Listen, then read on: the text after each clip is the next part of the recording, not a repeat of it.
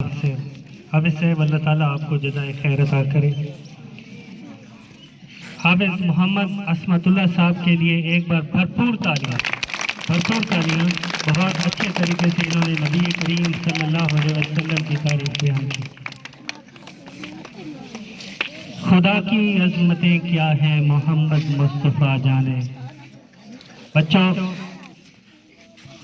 تھوڑا سا صبر، اللہ تعالیٰ آپ کو جزائے خیر عطا کرے۔ خدا کی عظمتیں کیا ہیں محمد مصطفیٰ جانے، مقام مصطفیٰ کیا ہے محمد کا خدا جانے۔ صدا کرنا میرے بس میں تھی میں نے تو صدا کر دی، صدا کرنا میرے بس میں تھی میں نے تو صدا کر دی۔ وہ کیا دیں گے میں کیا لوں گا سخی جانے گدا جانے۔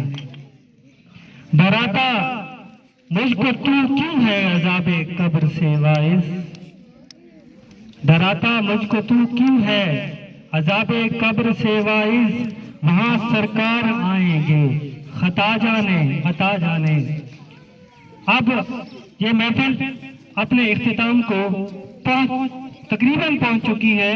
اب اس محفل کی زینت، اس محفل کے صدر مجلس سکول کے head master high school Mahmood شہید، جن کی بھرپور کابی سے اس محفل کا انعقاد ہوا، جملہ اساتذہ کرام حاجی محمد الیاس صاحب، جناب صابر حسین صاحب اور دوسرے اساتذہ کرام جن کی محنت سے یہ محفل انعقاد ہوا، ان کا بہت بہت شکریہ۔ اللہ تعالیٰ سے دعا ہے کہ اللہ تعالیٰ ان کو جزائے خیر عطا کرے۔ آپ لوگوں نے بھرپور طریقے سے استقبال کرنا ہے، میں دعوت دے رہا ہوں، بھرپور طریقے سے استقبال کیجیے گا۔ ہیڈ ماسٹر آف سکول جناب حافظ محمد لطیف صاحب، تالیوں کے ساتھ بھرپور تالیاں۔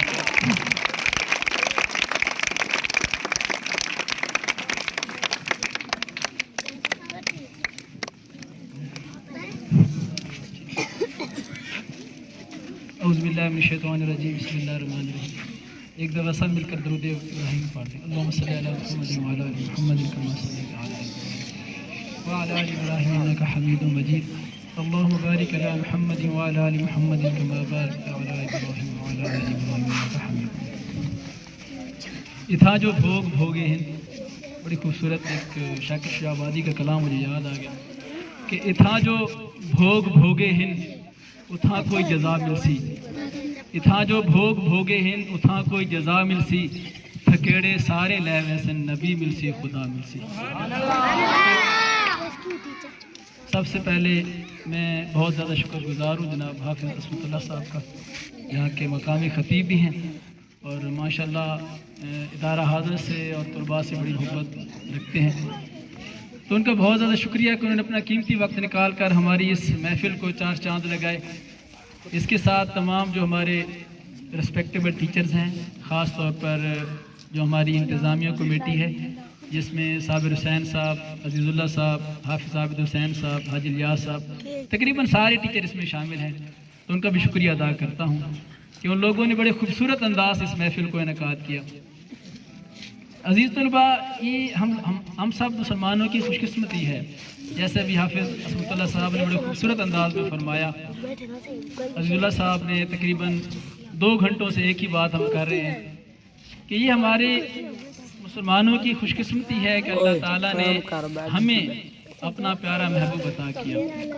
حسان بن ثابت فرماتے ہیں کہ وَحْسَنُ مِنْكَ لَمْ تَرْكَتْ عَيْنِي وَأَجْمَلُ مِنْكَ لَمْ تَلِدِ النِّسَاءُ خُلِقْتَ مُبَرًّا مِنْ كُلِّ عَيْبٍ كَأَنَّكَ قَدْ خُلِقْتَ كَمَا تَشَاءُ۔ اور ایسے اشعار کسی اور نبی کے لیے نہیں کہے گئے، ان کا اتنا خوبصورت ترجمہ ہے، شاید ہم حق ادا نہیں کر سکتے، اردو زبان اتنی وسیع نہیں ہے جتنی عربی زبان وسیع ہے۔ حسان بن ثابت فرماتے ہیں کہ وَأَحْسَنُ مِنْكَ لَمْ تَرْكَتْ عَيْنِي، یا رسول اللہ آپ جیسا حسین میری آنکھ نے دیکھا نا، وَأَجْمَلُ مِنْكَ لَمْ تَلِدِ النِّسَاءُ، اور آپ جیسا خوبصورت کسی ماں نے جنا نہیں ہے، خُلِقْتَ مُبَرًّا مِنْ كُلِّ عَيْبٍ، آپ ہر عیب سے پاک پیدا کیے گئے، کَأَنَّكَ قَدْ خُلِقْتَ كَمَا تَشَاءُ، اور آپ کی ایسے تخلیق کی گئی جیسے آپ خود چاہتے تھے۔ اس سے بڑھ کر کوئی خوبصورت بات نہیں ہو سکتی۔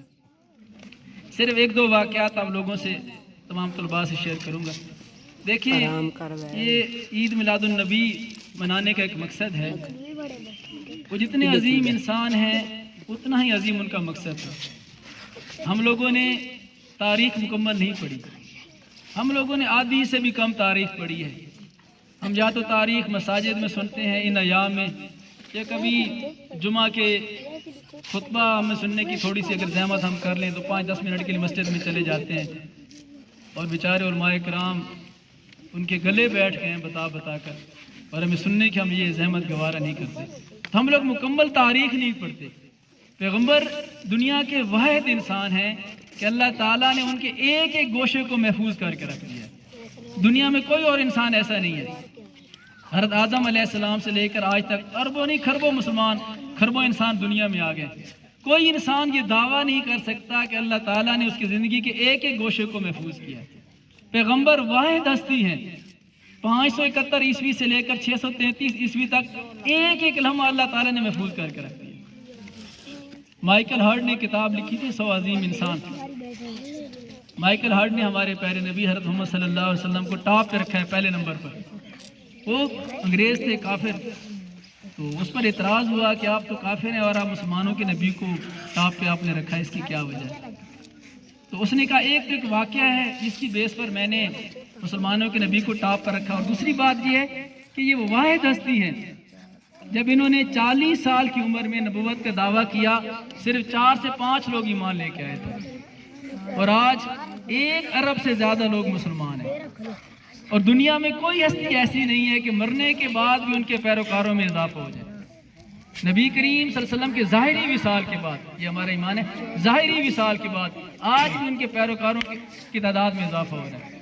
دنیا میں کوئی مذہب ایسا نہیں ہے، آپ فرانس ہے، انگلینڈ ہے، یورپ، کہیں بھی جا کر یہ یوٹیوب پر سرچ کر لیں، کہیں بھی سرچ کر لیں، دنیا میں سب سے زیادہ تیزی سے بڑھنے والا مذہب اسلام ہے۔ تو مائیکل ہارٹ نے کہا ایک تو مجھے یہ بات بڑی اچھی لگی اس بیس پر، اور دوسرا ایک واقعہ ہے کہ نبی کریم صلی اللہ علیہ وسلم کے دور میں کسی کا بچہ گم ہو گیا، تو وہ شخص بڑا پریشان ہوا۔ والدین جہاں بیٹھے ان کو اندازہ ہے کہ جب بچہ جو ہے تاخیر سے گھر آئے یا گھر نہ پہنچے تو والدین کو کتنی تکلیف ہوتی ہے۔ وہ شخص ہانپتا ہوا پیغمبر صلی اللہ علیہ وسلم کے پاس آیا، عرض کی اے سرکار دو عالم صلی اللہ علیہ وسلم میرا بچہ گم ہو گیا۔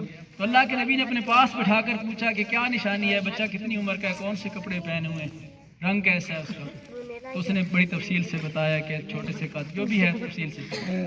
تو اللہ کے نبی نے اس کو اپنے پاس بٹھایا اور صحابہ کرام سے فرمایا کہ جائیں اس طرح کا بچہ تلاش کریں، ادھر ہی مدینے میں کہیں کھیل رہا ہوگا۔ تو 5-10 منٹ کے بعد ایک صحابی آیا، یا رسول اللہ میں نے اس طرح کا بچہ فلاں جگہ پہ کھیلتا ہوا دیکھا۔ تو آپ جملے پہ غور کریں، پیغمبر دیکھیں، صرف پیغمبر کی بات بھی باتوں کی پیغمبر ہوتی ہے، عام بات نہیں کرتے جیسے ہم لوگ بات کرتے ہیں۔ تو پیغمبر نے جو باتیں کی وہ بھی باتوں کی پیغمبر، اس طرح نہ کوئی بات کرے گا نہ اللہ کسی کی زبان سے ایسی باتیں نکلوائے گا قیامت۔ کیونکہ یہ ہے کہ جیسے حفاظ کرام بھی یہاں بیٹھے ہیں کہ نبی خود نہیں بولتا، نبی کی زبان پر اللہ بولتا ہے، اور اللہ کی وحی ہوتی ہے۔ کبھی نبی اپنے مرضی سے کچھ نہیں بولتا، مرضی سے نہ کچھ کرتا ہے اور مرضی سے نہ کچھ کہتا ہے۔ تو اللہ کے نبی نے فرمایا اس شخص سے، تو آپ جائیں وہاں جا کر آپ کا بچہ کھیل رہا ہے تو اس کو لے رہے۔ تو اللہ کے نبی فرمایا کہ ٹھہرے، پہلے میری بات سن لیں، آپ کا بچہ جس جگہ پہ کھیل رہا ہے وہاں کچھ یتیم بچے بھی کھیل رہے ہیں، تو آپ نے جب وہاں جانا ہے تو بچے کو میرا بیٹا کہہ کر مخاطب نہیں کرنا، آپ نے اس کا نام لے کر مخاطب کرنا۔ بندے نے حیران ہو کہ یا رسول اللہ یہ کیا منطق ہے؟ تو اللہ کے نبی نے فرمایا وہاں کوئی یتیم بچے کھیل رہے ہیں، تو ایسا نہ ہو کہ جب آپ کہیں کہ میرا بیٹا، ان کو اپنا والد یاد آ جائے، ان کو تکلیف ہو، میں یہ محمد برداشت نہیں کر سکتا۔ تو مائیکل ہارٹ کہتے ہیں جب میں نے یہ واقعہ پڑھا نا کہ اتنا بڑا پیغمبر جو ایک چھوٹے سے بچے کے حوالے سے، اس کی جذبات کے حوالے سے اتنا کچھ مطلب عقیدت رکھتا ہے، محبت رکھتا ہے، تو بڑے انسان کے حوالے سے وہ کتنا کچھ رکھتا ہوگا۔ اس طرح ایک اور واقعہ ہے، دیکھیں نبی کریم صلی اللہ علیہ وسلم صرف انسانوں کے نبی نہیں ہے، وہ تمام مخلوقات کے لیے نبی ہیں۔ آپ ایسے اونٹ کا بھی واقعہ پڑھتے ہیں، کیسے ایک شخص آیا اور کیا رسول اللہ میرا اونٹ جو ہے وہ ساری رات مجھے سونے نہیں دیتا اور ساری رات جو ہے چلاتا رہتا۔ پیغمبر اعظم جب ان کے پاس گئے تو اونٹ نے آپ کے قدموں میں سر رکھ دیا اور شکوہ بتایا کیسے یہ میرا جو مالک ہے مجھے چارہ نہیں دیتا۔ یہ سارے جمادات ہیں، نباتات ہیں، جتنی بھی مخلوق ہے سارے سب کے نبی ہیں۔ تو مدینہ میں ایک پاگل عورت تھی، بڑا خوبصورت واقعہ ہے۔ اب دیکھیں ہم یہاں جو کوئی بندہ ہو نا پاگل سا، اس کو بلاتے ہیں؟ کبھی نہیں بلائیں گے، میں نہیں بلاؤں گا، کوئی بندہ نہیں بلائے گا، اس کے ساتھ نہیں بیٹھیں گے، گپ شپ نہیں لگائیں گے، اس کو گلے نہیں لگائیں گے، اس کا سلام نہیں، اور یہ کملا سا ہے، پاگل سا ہے۔ ویسے بھی ہم لوگوں نے تو سٹیٹس بنائے ہوئے ہیں نا، اب میرا سٹیٹس کیا ہے کہ میں پڑھے لکھے لوگوں سے مخاطب ہوں گا یا فلاں جس کے پاس تھوڑے سے پیسے زیادہ ہوں، ایسے ہی ہوتا ہے۔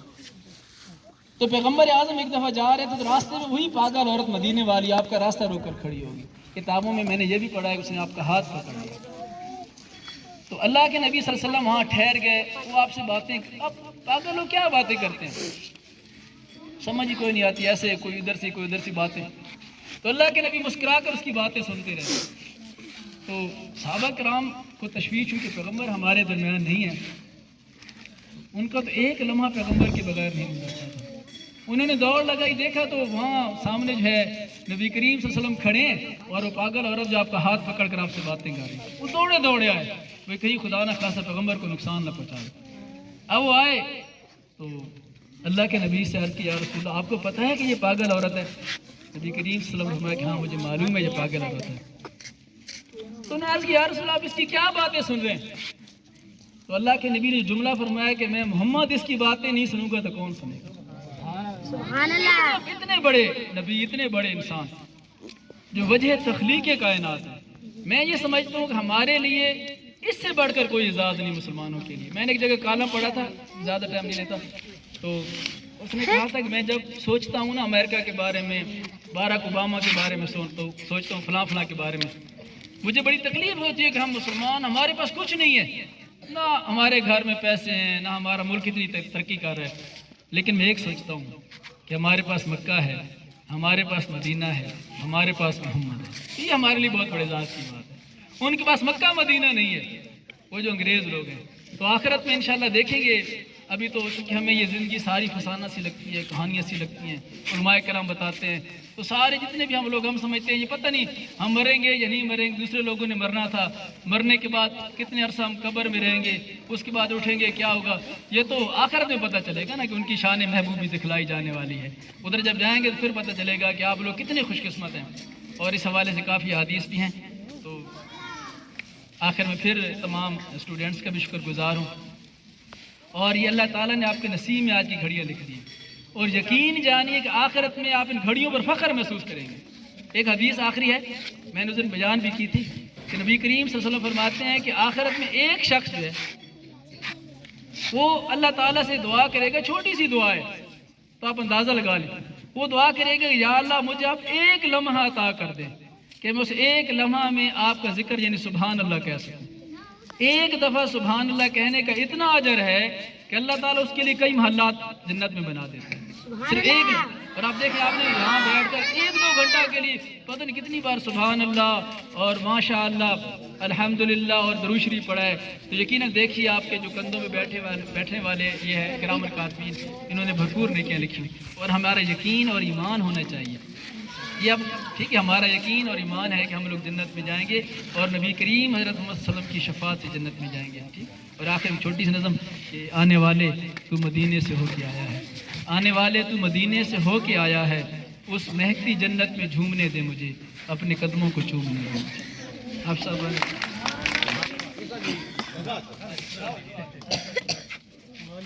اس کے بعد آپ نے دعا پڑھ لیں۔ اللهم صل على سيدنا ومولانا محمد وعلى آل سيدنا ومولانا محمد وبارك وسلم عليه. اللهم ربنا